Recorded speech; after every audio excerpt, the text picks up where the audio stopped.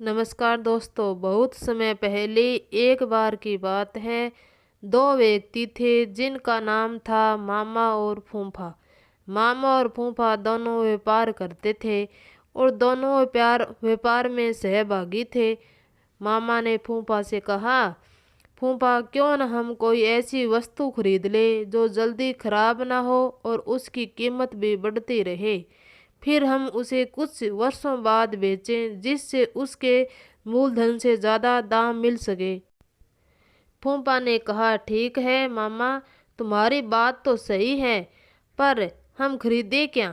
उन्होंने आपस में राय मशवरा किया और लोहा खरीदने का निर्णय लिया।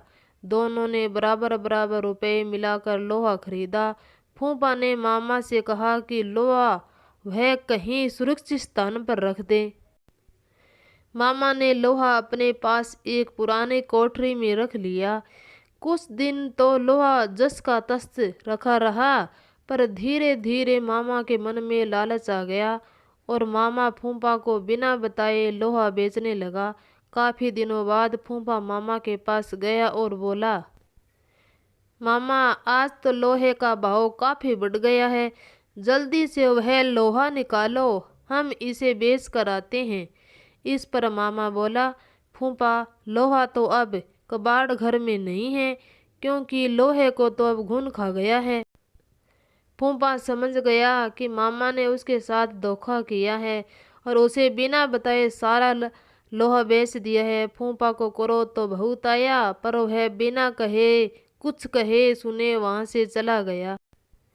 इस घटना के कुछ दिनों बाद फूफा मामा के पास गया और बोला, मामा मैं एक बारात में जा रहा हूँ, बड़ा अच्छा इंतजाम है, अकेला भी हूँ, चाहो तो अपने लड़के को साथ भेज सकते हो, उसकी भी मौज हो जाएगी और कल सुबह तक हम वापस भी आ जाएंगे। मामा बोला, क्यों नहीं, बेशक तुम मेरे लड़के को अपने साथ लेकर जाओ, और हाँ इसे बारात में अच्छी तरह से खाना वाना खिला देना। फूफा बोला, यह भी भला कोई कहने की बात है? मामा तुम निश्चित रहो। इस तरह 2 दिन बीत गए। मामा का लड़का अभी तक घर वापस नहीं आया। मामा को बहुत चिंता हो गई, अभी तक उसका लड़का घर वापस क्यों नहीं आया है।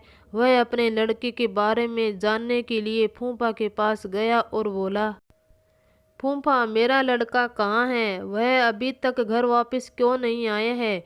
फूफा ने कहा, क्या बताऊं मामा, रास्ते में एक चिल तुम्हारे लड़के को उठाकर लेकर चल। मामा बोला, यह कैसे हो सकता है, भला कोई चील 12 साल के लड़के को उठाकर कैसे ले जा सकती है? सीधी तरह से मेरा लड़का मुझे वापस करो, नहीं तो मैं राजा भीम के पास जाऊंगा। फूफा बोला, ठीक है मामा, चलो राजा जी के पास चलें, अब वही न्याय करेंगे। मामला वहां के राजा भीम के सामने पेश हुआ।